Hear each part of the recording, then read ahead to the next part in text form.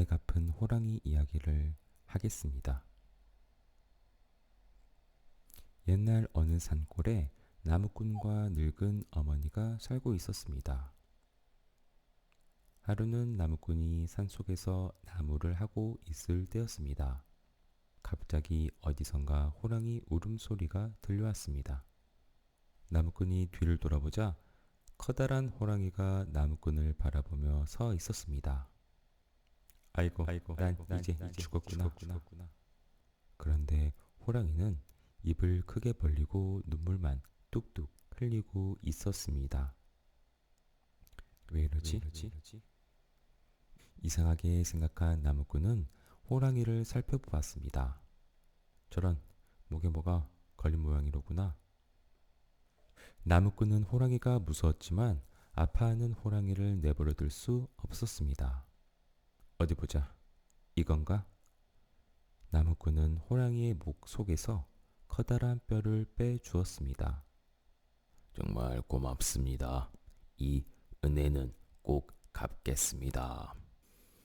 그날 밤 잠을 자던 나무꾼은 이상한 소리에 놀라 일어났습니다. 이게 무슨 소리지? 마당에는 커다란 통나무가 놓여 있었습니다. 호랑이가 고맙다고 나무를 주고 갔나 보구나. 그 후로도 호랑이는 계속 나무를 물어다 주었습니다.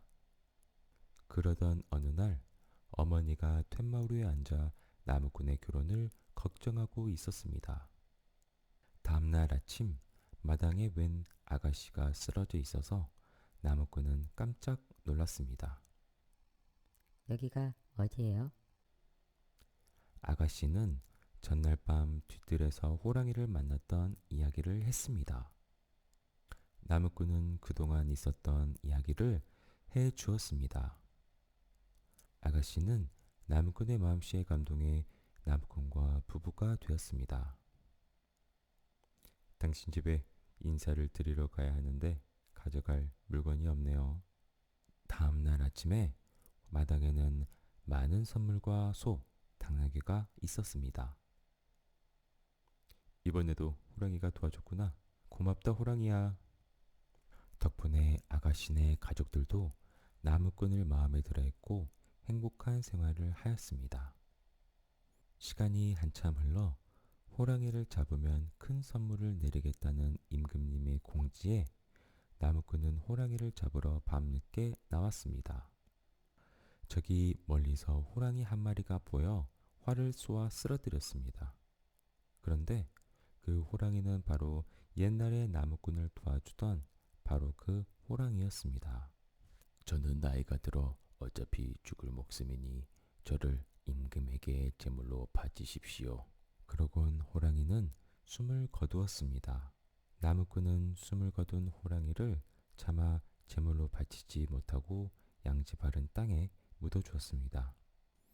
목에 걸린 뼈를 나무꾼이 빼준 이후로 죽을 때까지 나무꾼에게 은혜를 갚는 호랑이의 모습은 감명 깊습니다.